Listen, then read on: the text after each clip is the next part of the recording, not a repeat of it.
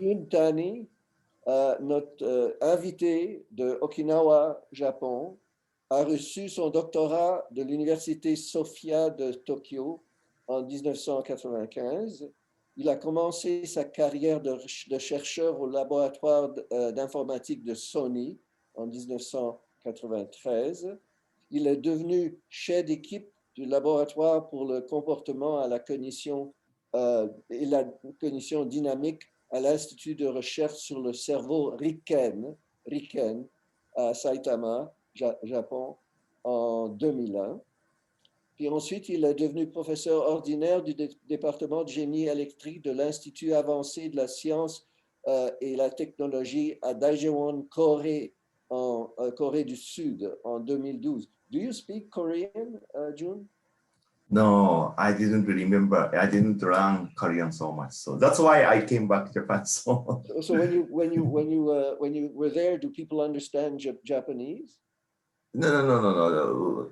KAIST is everything is English, so English schools, yeah. The default option, yeah.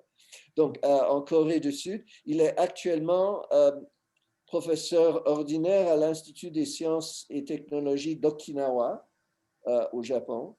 Ses intérêts de recherche comportent les neurosciences cognitives, la psychologie du développement, la phénoménologie, les systèmes adaptifs complexes et la robotique. Donc, tous les thèmes qui sont couverts dans cette série. Et puis, sa présentation sera sur une exploration du mental chez les robots. I'll introduce you quickly in English as well. Yes. Everybody has seen the introduction, so we know that you are from Okinawa Institute of Technology, and your research institutes include cognitive neuroscience, developmental psychology, phenomenology, complex adaptive systems, and robotics. And your talk will be on exploring robot minds. Professor Tani has requested that if you have a question, an urgent question, you should put it in the chat. And if I agree that it's urgent, I'll transmit it to him. But in general, he prefers to go to the end before taking questions of substance and discussion. And with that, ça me fait plaisir de présenter Professor Tani. Professor Tani. Yeah, Stephen, thank you very much for your kind introduction. And actually, this is the second time to give a talk in a Stephen's laboratory. That was actually 1994, I remember, 1993. So, but it's philosophically, the talk will be kind of same or similar compared to 25 years my talk. So, but some development. So today I talk about it. Just wait. So I'm controlling this.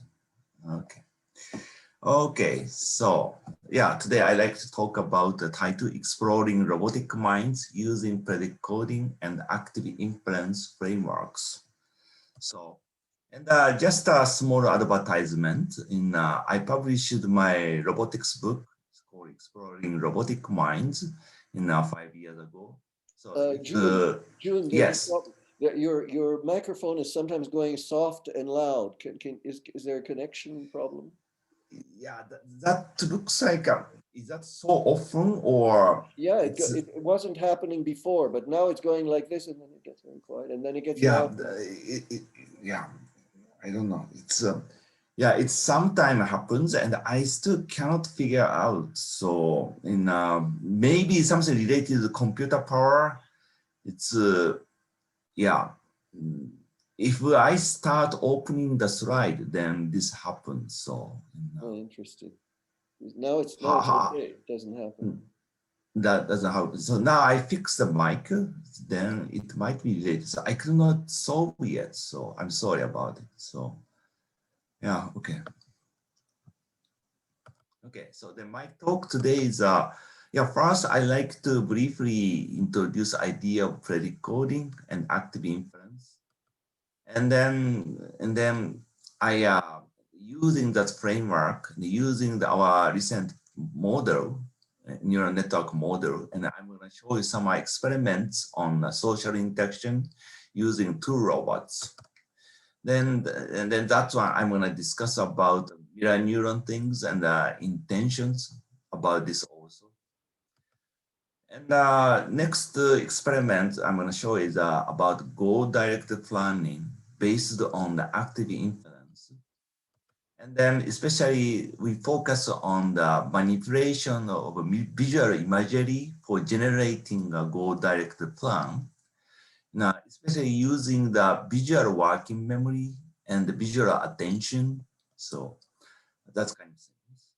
And then finally, I like to discuss symbol grounding problem, especially based on our robotics experiments.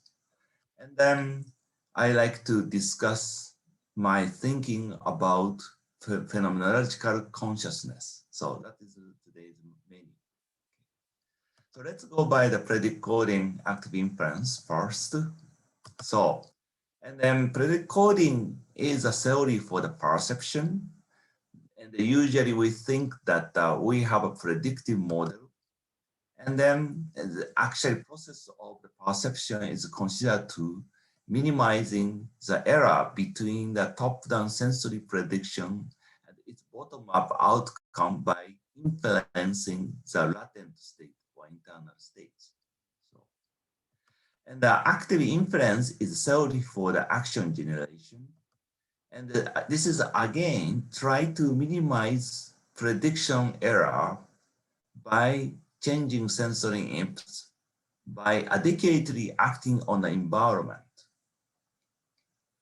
So that is these two are not separated process, as action and the perception make a loop through the environment. So now I like to provide you a more intuitive picture about explaining these two frameworks. Now, we have worked on relatively long time in the models analogous to the predicting the active inference. So then especially we use recurrent neural network and that one hierarchically organized. So that looks like this one. Then we have, this is a recurrent neural network, but it's kind of this is a slow component. The time scale is slow and it may be associated with cortex. Then we are branching for this one is a proprioception, this one is a vision things, and we have some kind of a hierarchy and the lower level is operated in first time constant. So then we have environment. And we may have some kind of intention of intending to act environment. And then that intention is going to generate a top-down prediction about both channel of proprioception and the visual sensation about sensation. So, and then this proprioception means predicting next proprioception. Next body posture means that prediction of the joint angle of the robot for next time step. That one is fed into something called PID controller, motor controller, and that generating the motor torque and acting on the environment, causing the state change in the environment and generating new sensation with proprioception and vision. Then we have a prediction here and the actual outcome comes here. Then we have the error. And the error is again used to the regulating the control. The further error is bottom up both channels in order to update intention for minimizing the error here. So that is something like a perception side that is changing the internal state by the predicting, but also we have a changing. So this is acting in the environment, changing the world by the active inference. So both sides change, the subjective mind or objective world. Then we have a dense interaction between these two. So that is kind of a coupling of perception and action generation. Then, however, we have worked a relatively long time for the only deterministic model. Recurrent neural network is a conventionally deterministic model. and then no probabilistic treatment. And then I consider the question is that are there any way to bridge the gap between these two discipline of deterministic modeling and probabilistic modeling? Then I thought that the free energy minimization might be the answer after I discussed with Preston 10 years ago. So based on this thinking, we developed something called predicting inspired variational recurrent neural network model. Okay, so and then that one is sorry, it doesn't react. Okay, so it's trying to minimize free energy, and free energy represented like a summation of the two terms. This is free energy. So then that is one is maximizing accuracy, that is minimizing prediction error. And the other side, we have a minimizing complexity, that is, okay, I will explain later, but that is minimizing KL divergence between the posterior and the prior. And this one is weighted by some parameter called metaprior. I will explain about this parameter later. Anyway, so we're gonna, minimizing the free energy represented by this one. So maximizing accuracy and minimizing complexity.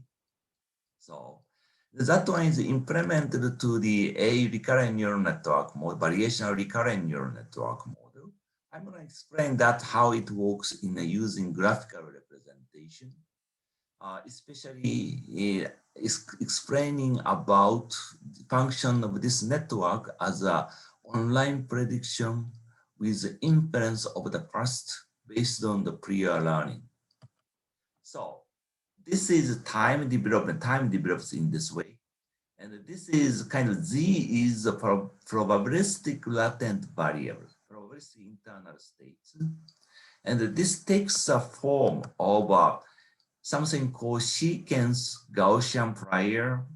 That is kind of having predicting, estimating for the future with Gaussian distribution of the latent states.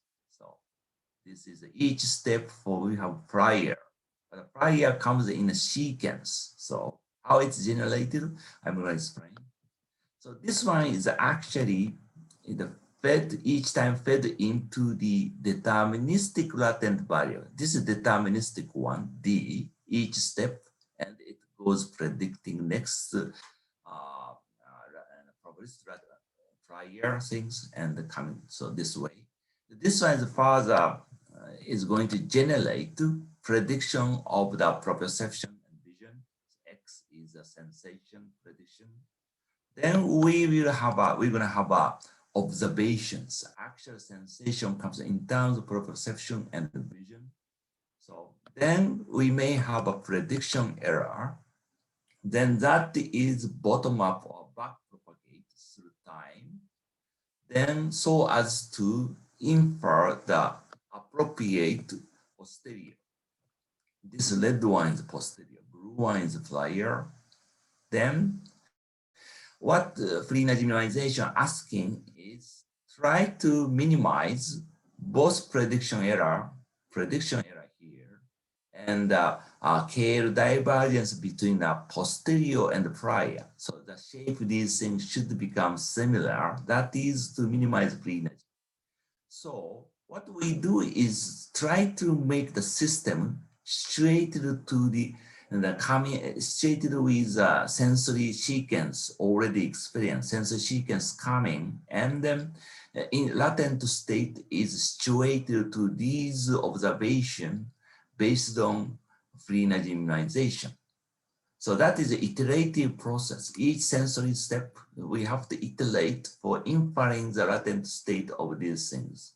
So once the system is situated, then we can make a nice, good prediction. So for the future, one step future, this one. So, okay. So, and then we call this is a post-diction, maybe, and this is a prediction. So these two things goes together. Let's look at the hierarchical organization. Okay, so wait. Okay, so, and this is a higher level, slowly operated. So the time constant is larger. This one is more fastly operated. Time constant is smaller. So then we have so this is a learning process. So we have a kind of prediction, forward dynamics, prediction from the higher levels to the lower level. And then the prediction goes a long time. Then we have sensory outcome. And this red one is a error backprop from the lower level to higher level, the backward in time for updating the posterior at each time step and each layer. So and actually learning is have to do two things. That is kind of optimizing the posterior and at each time step in each layer, and also synaptic weights. Synaptic weights have to be optimized. That is the learning process. Then after the learning process, we do something. We do online computation of prediction and post-prediction. So that is, we have a top-down prediction and a bottom-up things. And once system is situated, then we're gonna predict next sensory sensation, and then we go. It shifts, time shifted. So we have kind of a window. So this is kind of the window of the post-prediction for minimizing free energy, and then this window is shifted after the iteration or computation. We usually do like a 100 millistep cycle. So within 100 millisteps, we have to do the hundreds of iteration of forward and back processing. So that's a lot of computations necessary. So, okay, so then using this model and doing many robotics learning experiments, what we found is that different structures get self-organized depending on the setting of the W. W is this weighting for the complexity term, metaflyer. So what we found is something like this. So we have a fluctuated spatial temporal pattern, usually robot perceived sensation with a very fluctuated one. If we set W is larger, it looks like its fluctuated temporal pattern is embedded in a deterministic chaotic dynamics. So if this is not fluctuated, it's kind of completely deterministic. It's not chaotic necessarily, but it's fluctuated and probabilistic, seemingly probabilistic, and the chaos comes. So, and then on the other hand, we set W is very small, then it will be embedded in a stochastic dynamics. So that is the interesting thing, that if we observe seemingly probabilistic, but it could be either deterministic, it could be, or stochastic, but that is depends on interpretation or depends on the parameter in my model W. So, and then this this difference causes something like this. So that is, so with larger W, we get deterministic model. That means that the flyer is it comes with a very thin sigma, and sigma is very small. That is it's called high precision flyer. So then that's deterministic. Then it goes to have a strong top-down belief. It's no stochasticity or no probabilistic estimate. So that is very strong top-down, like a steel. It's very initial sensitive, but once initial state is given, it doesn't change. Okay, so then that means that the strong sense of the agency. So that means that the strong congruence between what is intended and its perceptual outcome. So that's a strong congruence between. So, and if we set W is smaller, the other way around comes. So, okay, so now, and I have to say, in the course of the learning, actually these two extremes is not necessarily good, and the best generalization comes in between. So, in the case of the learning, so actually this is, I would say, overfitting. This is too much random. So that's kind of thing. Okay, so then I'm going to show you kind of experiment using this model. It's a synchronized imitative interaction. The robot is synchronously try to imitate based on prior learning. So two robots. Okay. So, and then that one is that the two robots are pre-trained for generating the predicting sequence of the primitive patterns which follow a specific probabilistic finite state machine. I will explain that a little bit more. So anyway, so the robot is kind of try to, like a learning is a performance, like in a standing in front of the mirror, each robot. And then I do like this, and then I see the sensation of how my hand moving, right?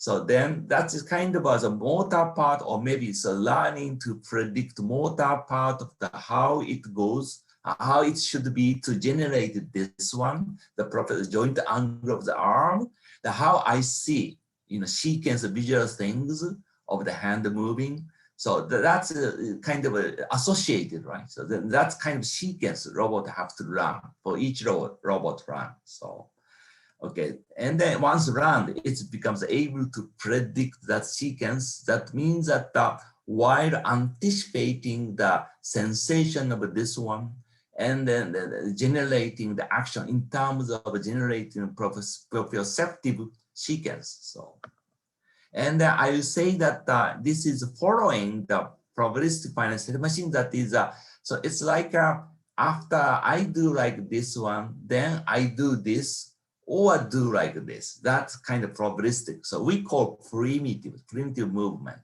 right? So each one, and then that comes in a sequence in the following some kind of rules, but it's probabilistic sequential rules. That's called probabilistic finite state machine. Okay. The training is conducted with a setting with a different W value for the boss robot. That's looking at the effect of the W multiplier. Then after the pre-training, two robots interact by generating own intended movement pattern while predicting pattern generated by the other based on the learning. So that is a framework. So each robot tries to minimize free energy during the learning as well as during the interaction time. Okay, so we have two robots here. Robot one, so this is kind of a probabilistic finite state machine. So both robots, first, it's kind of a synchronously generated primitive A, like this one. Then it's followed by this robot preferred C primitive more than B, so 80%, 20%. Robot 2 is preferred to generate B rather than C. That is the difference. So then the both robots predicting the prior generation for the both channels. Then vision prediction is generated. So, and the proprioception in terms of joint angle generated fed into the PID controller. Actually, movement is generated, physical movement, and body kinematics, and that goes, and then that is a vision sensation for this robot. So because it moves, the vision sensation comes, and then this robot also prior generation prediction for the vision, also and generating the movement through the controller, and then we have a kind of the error. So this robot is predicting how these things come, but sometimes we have the error propagating bottom-up manner and changing the intention. That's posterior update. And also this robot, inside this robot, is also the posterior updates appear. So that is kind of, and then we looping. So, and then that is the two robots while generating own behavior and predicting the other. So perceiving the other and generating own behavior, so that it goes in cycle. So specific question in this setting is like, it's that what sorts of interaction can emerge? Do they always imitate each other synchronously, or do they sometimes generate their own intended movement by ignoring the other? So this is something like a question about the mirror neurons. I used to work on the mirror neurons. That is somebody else, the counterpart is showing something like this. And the proper function mirror neuron is this robot is imitating. But the question is that, are we always imitating, always? No, right? So sometimes we do our own intended behavior, ignoring the other. But how these things come? So sometimes mirroring, sometimes we imitating.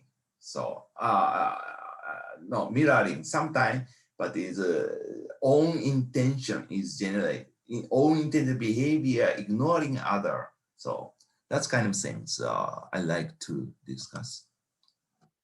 So how does the strength, that is related to the sense of the agency, but how does the strength of sense of agency of each robot possibly tuned by the setting of W affect the way of dialectic interaction? So that's a strong sense of agency, weak sense of agency. So that's the way of interaction depends on that one. Should depend on that one. So maybe, so now we look at robotics experiments.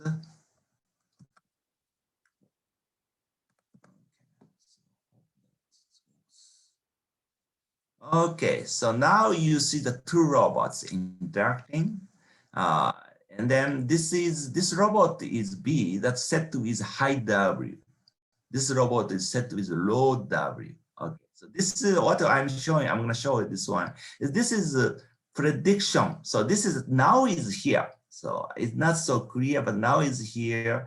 This is a predicting for the future things. So both are the same. So it's a predict future, and then so and here is something like a past, and we in a past window or post prediction window. So that is, this part is also dynamically changing. So let's see the role, how it goes. So this robot is high W, this robot is low W. So therefore, now they are doing A.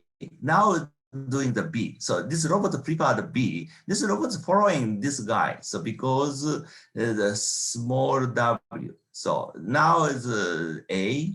So, and this robot is stably generating future for the prediction of future. And the reality agrees with this prediction. But this robot is very unstable with prediction, and the reality is betrayed always.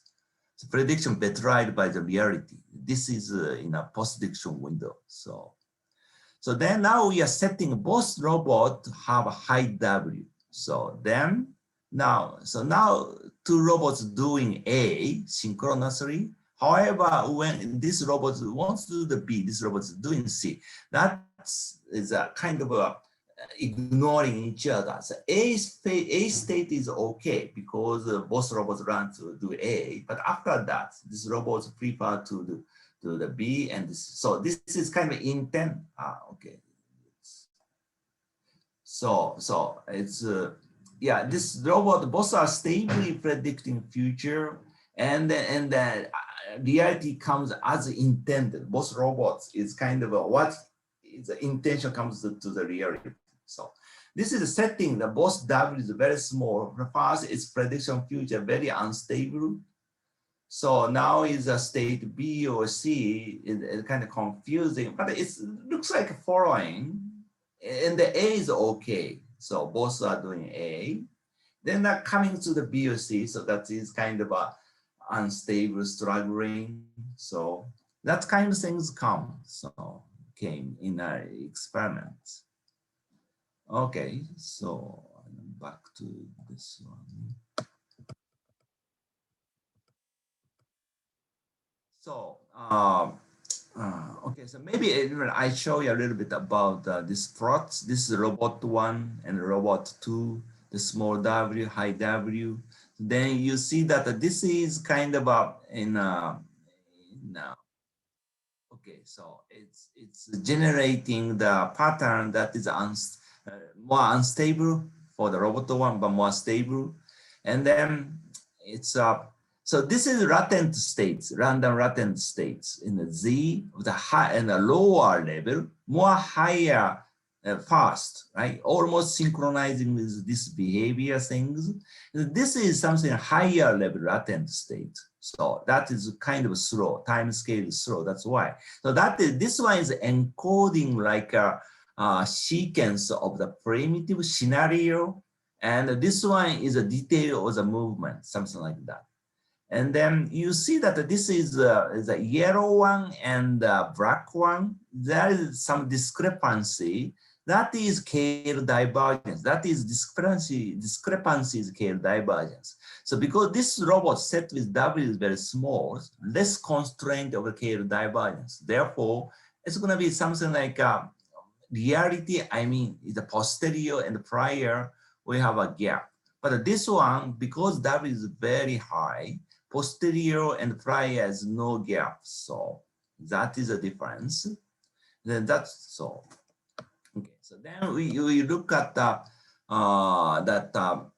this is low W, this is high W robots and generating the pattern.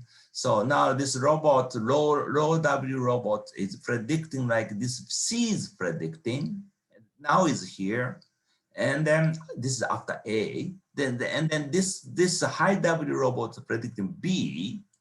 And so then as time goes by, a little bit more steps, and then now this robot is kind of now is here proceeding the time, and now actually the B is coming, not C. It's intended to see, but adapt to this robot. So it's a high W 3.4. And then this robot is generating his own preferred pattern of B. Then this robot adapting to that one. So, okay, so, and then what we see is like a robot with large W leads the other with small W. And synchronized imitation is more frequently when robot with larger W and smaller W. So this is kind of a set W is large and small. In that case, the synchronization rate is the highest compared to the other situation. So then when both robots are set with larger W, they ignore each other movement. So the picture is something like this. That is the intuitive picture. So what's going on?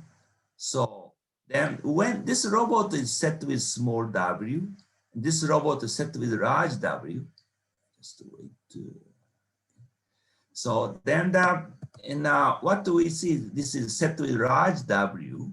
And then as I told you, it's going to develop with a high precision flyer. So this probability distribution of latent state. And then that is why posterior follows this strong flyer, ignoring the sensation from the other. If we set the W with a small and this kind of low precision flyer developed, and then in that case is that the posterior follows sensation, ignoring the prior, that is following the other, ignoring own intention.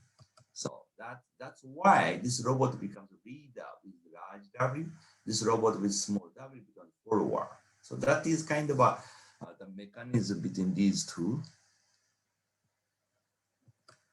Okay, so, and then we doing kind of a human-robot interaction using same model, and we might show some video.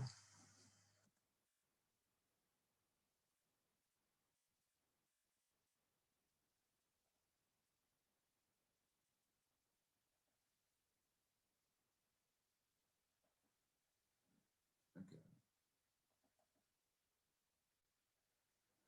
So this humanoid robot is equipped with a force feedback control. And now Henry, this person is the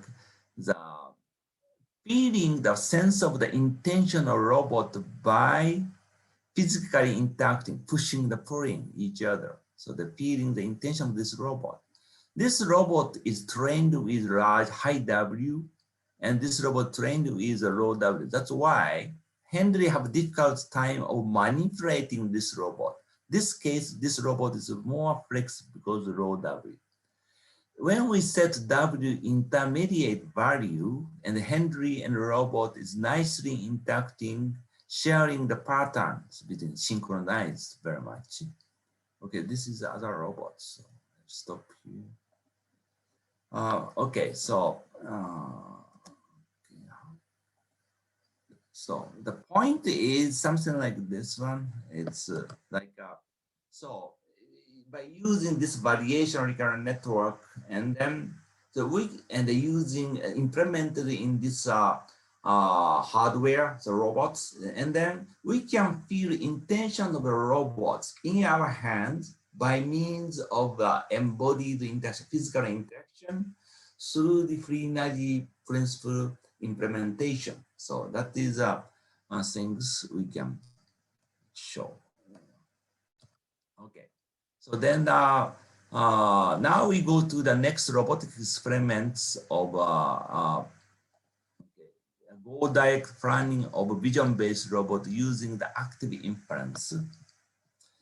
Okay, so then that is the idea of go direct planning, is that so this arm type robot, and this is kind of initial block configuration randomly located in red, blue, green blocks, and then goal is given to this robot like this. So this is a configuration. Robot is given with this goal is visually, and robot has to achieve this one starting from this one. Then robot mentally generate visual perceptive sequence of achieving this one. So this is kind of a mental imagery generated. So, and for the different goal like this one or this one, different visual perceptive sequence should be generated. And then this can be done after good training. So the goal direct planning can be done after good learning of set of tutored experience about manipulating the objects. We tutor the robot many ways of acting on a block, like grasping, and then placing it on some particular block, or making tower in many different ways. We made a kind of 300 trajectory of tutoring for, and then after that, we provide some kind of a new unexperienced goal configuration like this one. Then robots asked to generate by planning. So planning the visual perceptive sequence. So that is a task. So, and the focus is that one is that goal direct planning by active inference framework. So planning in the latent space instead of the motor space, and development of visual attention, visual working memory through the self-organization. So that is, we don't teach explicitly what to attend, what to look at, and what to memorize, what to retrieve from the working memory, but rather those things functions of self-organization. And we are going to report some interesting phenomena found in robotics experiments conducted in our laboratory. So, okay, first explain goal direct planning by the active inference. So this is again higher, middle, and lower layer, and this is prediction visual perceptive sequence. This is time, and then we have this time is a latent random variable only for the initial states. So that's simplification a little bit. And after that is going to be deterministic transition, no sigma. So only initial state have this kind of things, and mean and sigma. And we have a unique Gaussian prior So this is going to be more like you need Gaussian if we don't put any pressure. So that is prior. So based on the prior and then state transition and latent state and generated, and then that's the generating visual process sequence. Then we're going to provide, after good learning, that means that the connectivity weight is well established. And then we're going to provide the goal image by the vision. So like I have shown, and the block configuration, like things. And this has to be achieved sometime in the terminal steps. Then this prediction we have, and this has to be kind of error minimized. And then also the robot is fast before moving already seeing the configuration. So therefore, then that is the visual sensation coming already initial state. Then that have to be reconstructed also. So the error is here. So then these errors have to be minimized through the back propagating, through the layer and the time, and then that is kind of minimizing this error and then searching for the best value for the initial states of this one in the random latent variable by minimizing something called expected free energy, because for the future it's called expected free energy. So that's error minimized here, goal part, and this one also minimized. And also have to be, this one is constrained more for unit Gaussian. So then K divergence have to be minimized. So that is a planning process. So in searching for this one, and then if you got minimizing, then hopefully that nice visual process sequence generated, that one is bring us to the nice goal position, goal image. So that is the idea. So that is a kind of a iterative computation we need incorporated is back propagation through time. Okay, so then one thing is that search space is confined in a vector space of initial state. So not motor space. Usually planning is done in the motor space, but we do the initial states of this one. And then the variable is less, number of variables more limited. So, and also the search space is confined in a space of well habituated. That is in the learning phase, robot is kind of tutored for some habituated behavior. Therefore, planning is also not all possible space of the moving. That's based on habituated everyday behavior, but combined in different way. That is something like the idea of, again, primitive in a lower level. And the combination of them is coming to the upper level. The primitive here is kind of approaching the block and grasping and placing or something like that. So, okay. So then now I come to a little bit complicated part. That's development of visual attention, visual working memory for visual goal direct planning. Basically, that is the idea. Our model is inspired by the Draw and the Google in London. So Gregor developed, and development of visual attention mechanism, that is learning where to attend and when in an unsupervised manner. And also another one is development of adequate use of visual working memory, learning what to read and write in the working memory in what timing in unsupervised manner. So top down. So now I'm gonna explain the scheme a little bit using graphical model again. So we have a kind of LSTM, that is recurrent network, kind of recent recurrent network everybody's using, and then providing current visual inputs. And the system have to generate both perception and vision for next time step and the future. But now I'm more focused on the vision part. So the LS team is going to predict small size of peripheral vision, that is 32 by 32, that is more smaller than compared to original one. Also at the same time, predicting in a visual image of the attended part with generating attention vector or where to attend and with what kind of scaling. So that is attention vector. So together, and then these two things predicted, that is kind of a, we're gonna merge in prediction of PV of this peripheral vision and central vision is kind of merged using this attention vector. So this is a merged one for prediction next time step.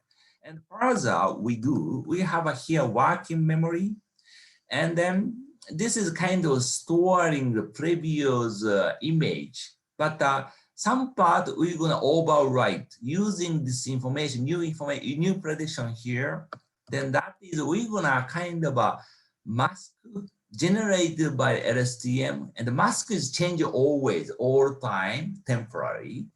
And but it's now the masking, like this guy is saying that mask this part, and then this working memory, this part is kind of rewritten, so overwritten. So this image comes to here. So but this part is the same. So like that. So that the image saved in the working memory is updated partially with the image in the right panel using the predicted mask by LSTM. So that's a little bit complicated, but again, further complication.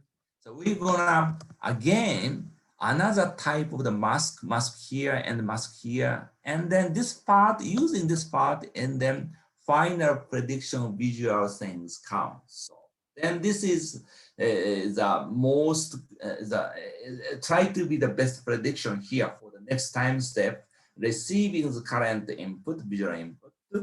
So this all these mechanisms like in assigning the mask or at each time step visual attention, those mechanisms can be self-organized by means of a synaptic change in the network with the prediction error minimization principle paradigm. So this is possible because whole network is designed to be differentiable. So differentiable. So that's why the error can propagate. So I'm going to show you the more global picture. A little bit look complicated, but this is a higher level, executive level, some kind of stack of the LSTM. This one is going to generate the one peripheral vision of a small size, as I told you, and the central vision attended part with associated with attention vector. And this is a proprioception joint angle of next time step, and different types of the mask things is predicted. So, and then all the business goes on, then that is kind of causal chain, starting from the actual starting for the initial intention state, and that generates the activity of a recurrent network sequence. Then that generating peripheral vision and the central vision, the attention vector, and the mask things, that is kind of combined. Then we have a prediction of vision and a proprioception thing.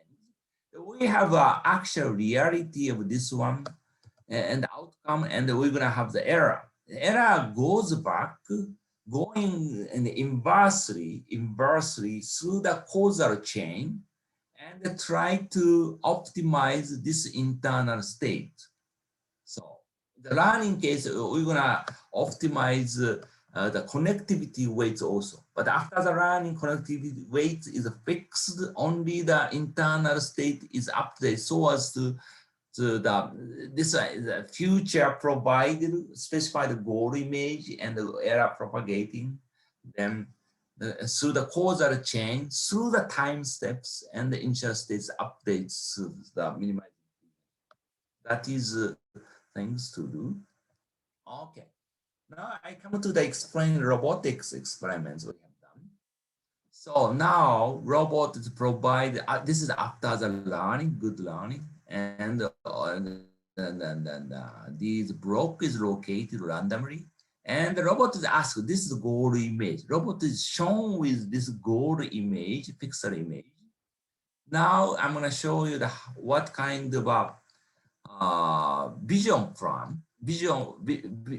sequence generated for achieving the goal. So first stuck on the green and red. Yeah, that is actually, this is not the real one, but it's kind of robot mentally imaged for the achieving this goal.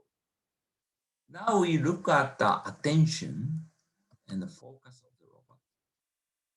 So robot look like is attending to the object to be grasped, right? That's very natural. Then next one is really interesting. That is about working memory, visual working memory, visual working pad. What kind of things is written and what kind of things is read from the. So is this interesting? So it's kind of so what do we see that we don't see the robot movement at all. What we see is that the result of each action, so like and the kind of a sequence of a static visual information, vision image, snapshot, right? Snapshot sequence comes. First is that the older thing is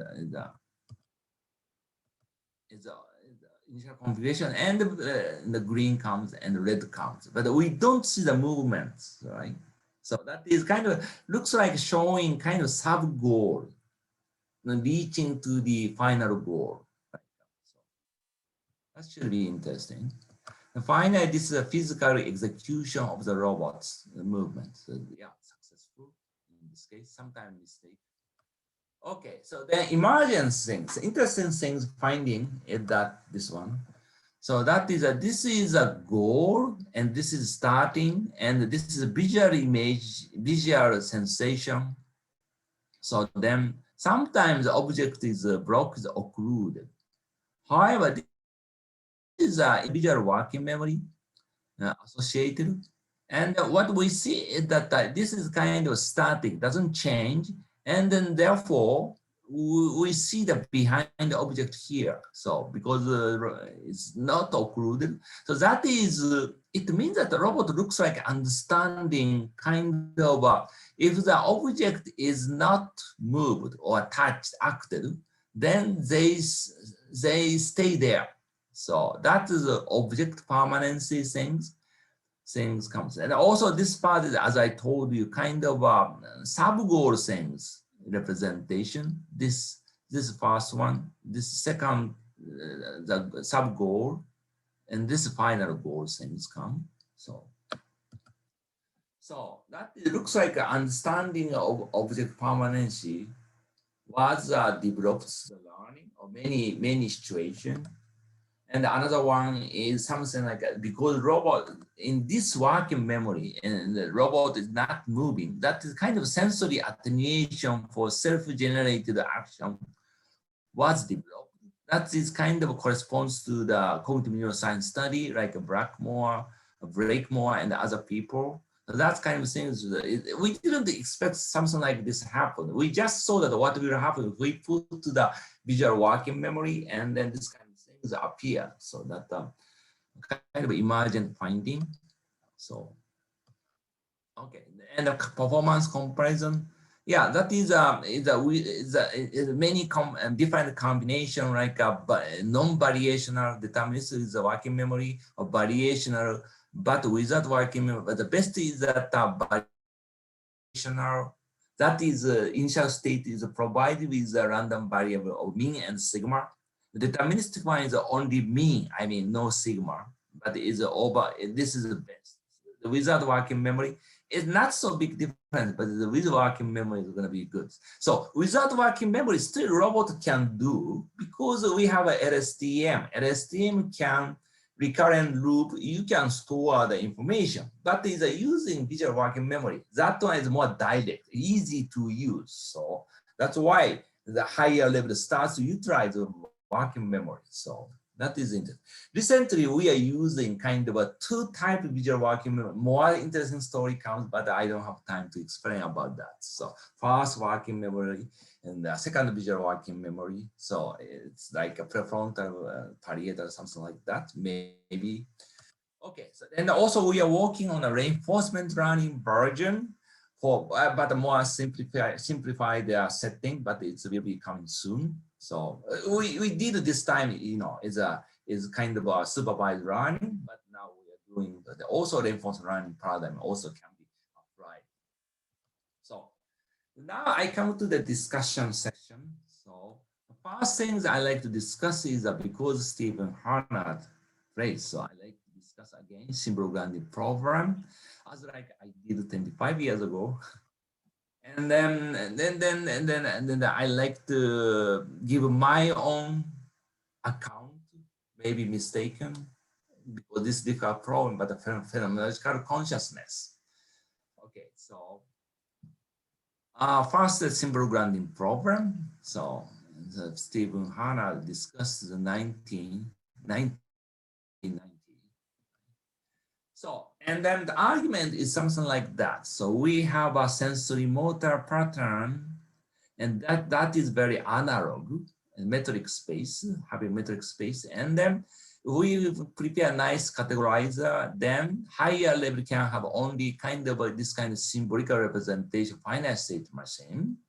So in the symbols, that is kind of is a primitive 1, primitive 2, primitive 3, and then if this comes as a properties, like my experiment or intelligent interaction, it's kind of it's a higher level looking only this kind of a transition of the label, the symbols. So then that is yeah, in this way, this kind of a representation, abstract representation by symbol could be grounded using nice categorizer. So that is of course is it's well and a good idea. So, but as my side is doing different way, so that is more dynamic systems account perspective. That is we have a, as I have explained, top down and bottom up interaction between the subjective mind and objective world, and share the metric space. So that is one thing important. So that is an environment and body things as analog space, metric space, and the neurodynamic system also is kind of a metric space. Metric space means that there is kind of a force or length or yeah, those things, right? Okay, so then so such kind of interaction, dense interaction, and compositionality is developed with a hierarchical organization and the neurodynamic system. That is something like as a primitives comes a lower level. Primitive used often, appeared often is developed at a lower level. Higher level is kind of a dispatching or sequencing by generating intention to the lower level. So that's kind of things. Compositionality in many different ways. I have shown that in these 25 years, I have shown many ways of different compositionality. And sometimes I do that language, behavior, compositionality. But anyway, using recurrent network and dynamic systems, the compositionality can appear.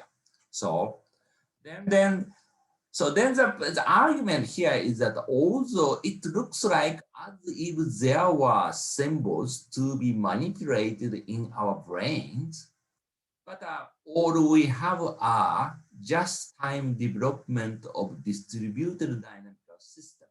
So that is something different from this view.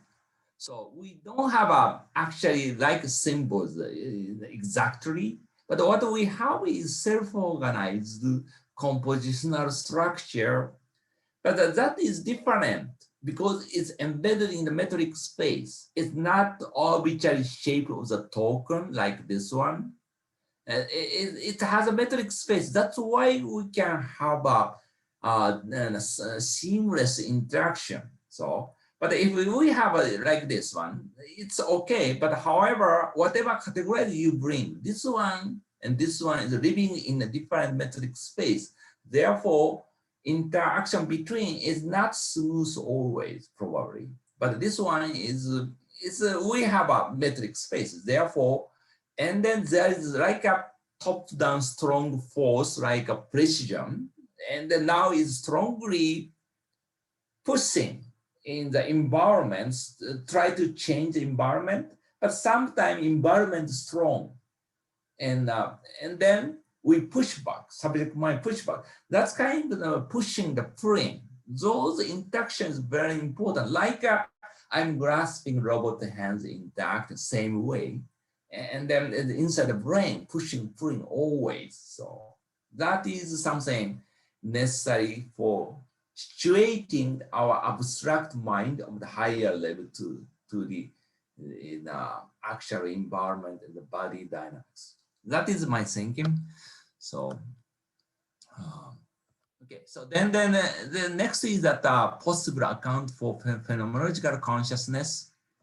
So that is, I have shown like this time diagram of a latent state is predicting, so predicting sensation. So no error, no error, now is no error, now no error. Then we got a relatively large error. Then this error have to be minimized by back propagating the error through time with updating latent states so as minimizing the error. This is such process as I told you. Then this is actually making a system as a conscious, phenomenological conscious. That is very effort for minimizing this error or free energies makes us conscious about the selves, ourselves as well as the world. That is something like if everything is becoming predictable, so that means and everything goes smoothly automatic, then we are not so much conscious about what we are doing. But at the time of the breakdown, that the error comes, then breakdown between self-predicted one and the actual reality. So then breakdown comes the error generated, then that time, and then that error have to be minimized. And then that requires sometimes big search process. It's very effortful. That's why we conscious about about that situation, or maybe it's conscious about self and as well as a world. Those two are now independent, right? It is predictable. It's kind of part of the world. It's kind of coherent. Then we don't feel about, we don't be so much conscious about it. Everything goes automatic without thinking everything goes, right? But it's getting some error and have to be minimized, and you got conscious about it. So that is, but some philosopher asked why effortful means conscious. That is still I cannot answer. That is my intuition. Maybe still that's a hard problem I haven't solved, but I'm okay. So I think my intuition is makes sense. So, and then also minimizing expected free energy, as I show you go diaphragm name, that is actually searching process of initial latent state. It should make us conscious in the same way. So difficult problem is search process more effortful. We're gonna become more conscious, but it's more automatic.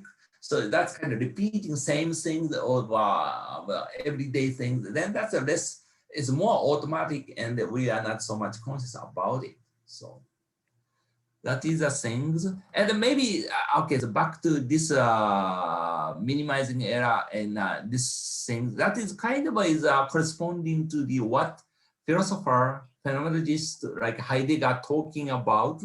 So Heidegger saying good detail story is that the carpenter is hitting the nail. If everything goes and everything goes rhythmically, he doesn't care anything about himself and this nail or this hammer. But if something mishitting and the nails jump off somewhere, then that's time you feel conscious about what happens to this hammer, what happens to me. So that is kind of the gap generated breakdown. Then that makes conscious about self and environment. So that very corresponds to what Heidegger talks about. So then summary, so today I talked about first brief introduction, predicting and active inference framework, and then introducing our current network model. And we showed the two experiments. One is for synchronous imitative interaction between two robots, and discussing the role of a sense of the agency for organizing the different type of interaction. And the next experiment was a goal direct planning based on active inference, focusing on the visual attention, visual working memory, and some emergence of something object permanency and sensor attenuation for self-generated action. Finally, we discussed on topics of the symbol grounding problem, as well as phenomenological consciousness. So that's thank you very much. So these people are collaborator and colleagues in my school, and yeah, so that's all the things today. Thank you. Thank you very much, Professor Tani.